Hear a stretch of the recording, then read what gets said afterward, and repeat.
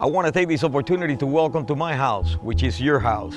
This is where I create my little masterpieces that I've been doing lately. Here's where I stay.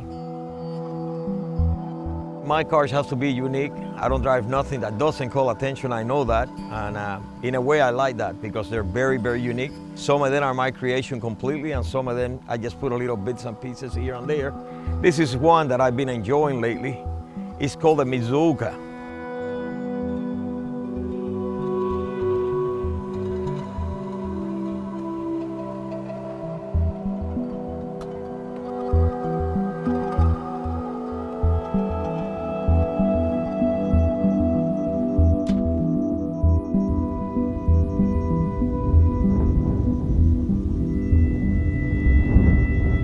I was born in Cardenas, Matanzas, Cuba, and we left Cuba when my mother and my father realized, what was going on over there, and we were looking for a better life. So we came from Cuba to Miami for a couple of days, and then we went to Puerto Rico, where we spent the rest of probably 6 or 7 more years before we came to Miami. Everyone that knows me knows that I will keep it 100. I really don't have a lot of recollection of what Cuba was about. I remember about my father being a cochero, being like a taxi on a horse-drawn buggy, and he having horses in the backyard and doing, their shoes and fixing all the coches and, all that kind of stuff. And it was fun. There were a lot of crabs and a lot of bicycles. That's what the town was known for. That was my childhood. I love Puerto Rico, I have to say that from the get-go. I love the friends over there, the neighbors, everybody. The Puerto Rican people are great people. I love them and my family loved them. And we had some great, great times in Puerto Rico. I have a lot of great memories. I think my father was worried that Puerto Rico in the early 70s was gonna become another Cuba. So they wanted it to be ahead of the game and they wanted it to move out of Puerto Rico. So I think it was mid-1973 that we came to the United States. Fresh, coming in, not speaking English, kind of really tough and rough, but it was great. It was a great experience.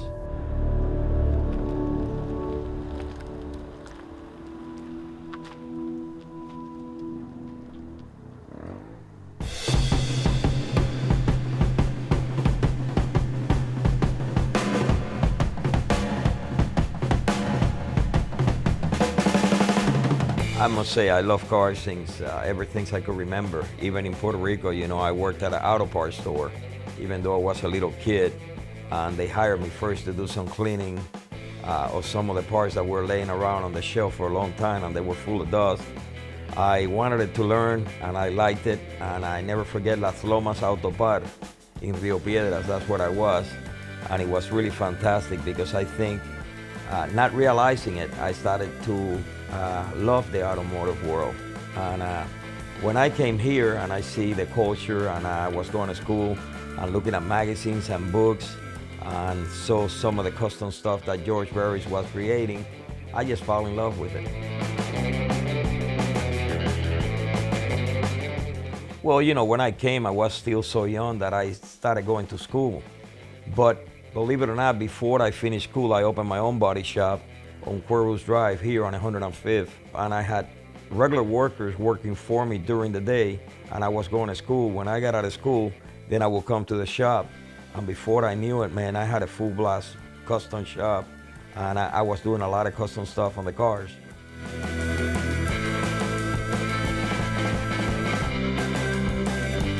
The kids in school with me fell in love with the stuff that I was doing. I mean, I was the first guy there to have a Pontiac GTO. My dear friend Norton Rodriguez and myself, we did a flame job on the paint job. And it was a beautiful metallic blue that we put the flames in it in orange and yellow, and the colors were just fantastic. And people went crazy. I mean, I had parents of the kids that were going to school asking me if I could paint their cars. And really, I didn't plan on it. It just happened overnight. I was running a full-scale body shop, and I was busy as I could be.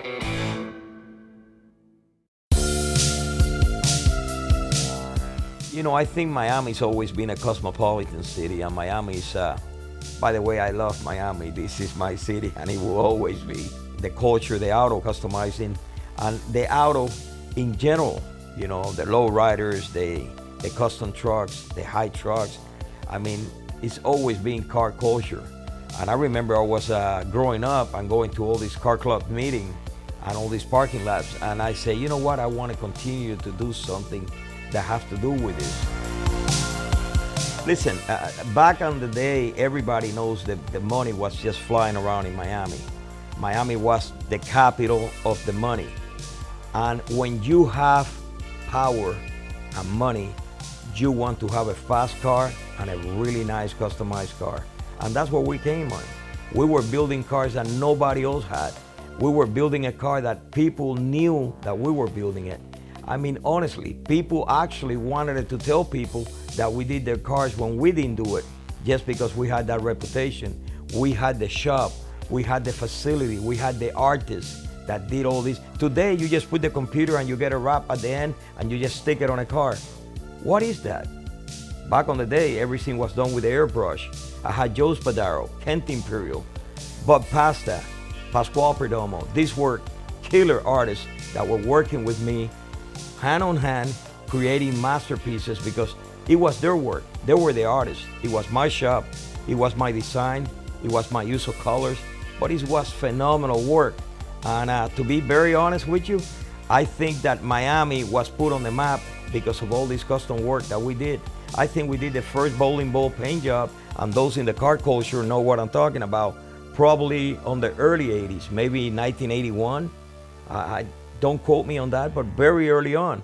And it was wildfire. Everybody wanted it. We were doing so many custom Corvettes. It was crazy. Hemos invitado hoy día a uno de estos diseñadores de autos, el señor Rolando Fernández, para quien pido un cariñoso aplauso. Back on the day, you had no social media, so it's not like today you put something and billions of people could see it, and millions of people actually see them without a doubt. Back on the day, that didn't exist. But by the grace of God and all the contacts that we had in local television's network and production companies that were doing a lot of film work in Miami, we were able to put these cars out there. And then we had, for example, I did a phenomenal job for Don Johnson. We actually did his personal motorhome. This is a humongous motorhome. I think it was a Bluebird that we fully customized for him, doing a very unique silver metallic paint job. Philo Michael Thomas, Gloria and Emilio Estevan, Julio Iglesias, Don Francisco from Sábado Gigante, you know, the baseball player Andrew Dodson. We have a lot of celebrities that we work with that they like what we did, and they know that we were the elite shop to go to if you're searching for that one-of-a-kind vehicle. And I always say it, we build stuff that people will say, wow, what is that?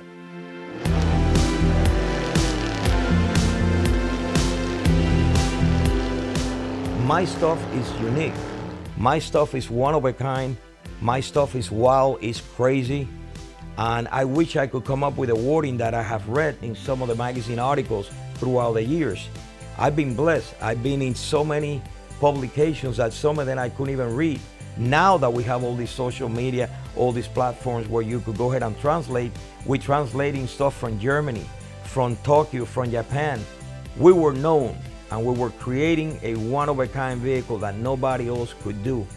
My use of colors and design won many awards, and I say that proudly because it wasn't Roly Fernandez, it was the Roly Fernandez team, and that team have always been. I'm friends with all my ex-workers because we were a team that we always take this passion. You know, when it comes to showtime, when we come to the Miami Worth of Wheel, we used to sleep on the shop floor. We used to sleep in the shop office days before the show just to make it and to do it right. It was something that we really took to heart, and that's what made the difference. And definitely the creativity on that fiberglass work that would transform any vehicle in something out of this world is what made us number one. By the grace of God, and I always say that because it's true, God had planned my life I mean, I cannot ask him to do it any other way. I'm not gonna come here and complain about nothing. But what's amazing is that one day one guy came into a show and told me, you know, I could be your public relation guy, your PR guy. I say, what's that? I mean, I didn't even know what he was talking about. He says, listen, I could be at the shop with a camera, with a video, and I could be recording while you build cars. I could be recording when the customers come in. They're always so happy. Your employees tell me how they like you, and everything was so good. And he says, I could document all these things because you never know when you could use them. And it's amazing that all the stuff that this man, Carl Gaiati, he's with the Lord. He left us years ago, but Carl was very special and instrumental on my growing up in the business. And Carl really worked really hard with all this photography work. He was a photographer by trade. That's what he did. But when he came on board, he did so much more. We were gonna be the first auto-related show on TV about the industry. I was contacted by a local company at the time to build the Camaro for them. And somewhere, somehow, I connected with George Barris. George Barris, for those in the auto industry knows, he was the undisputed king of custom. Worldwide renowned George Barris. And his creations were out of this world. Some people didn't like it, but I love it. I eat it alive. And I wanted it to be like him. I wanted it to build those cars that you usually don't see. A four-door Corvette, a four-door Mustang. Even to this day, we still create crazy stuff like that.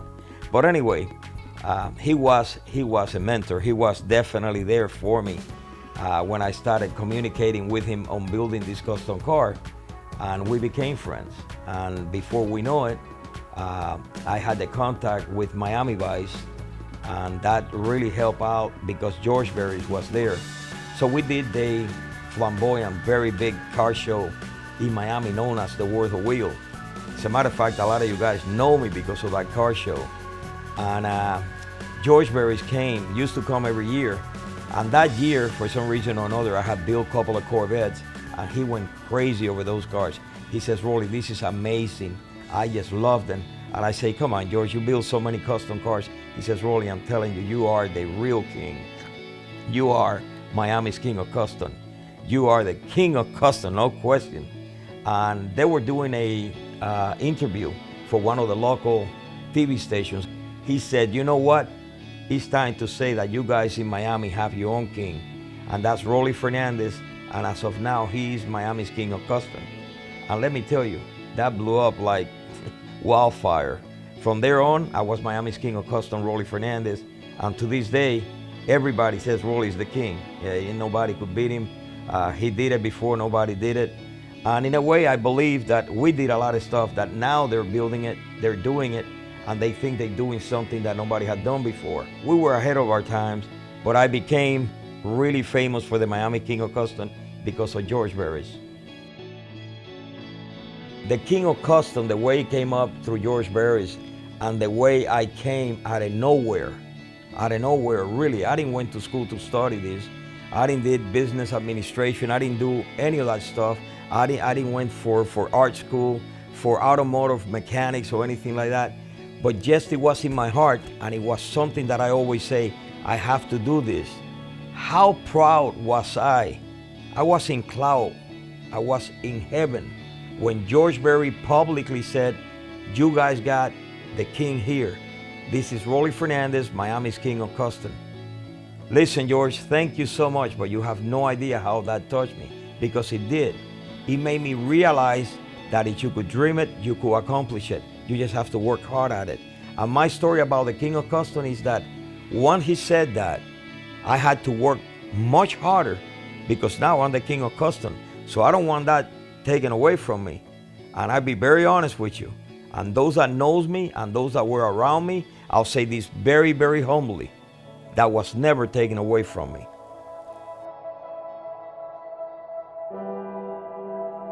It was hard, it was very tough. I'm not gonna sit here and play you or play games and tell you, no big deal. It was very, very hard. In 1995, I was arrested Subsequently, I was convicted and sent to life in prison without parole.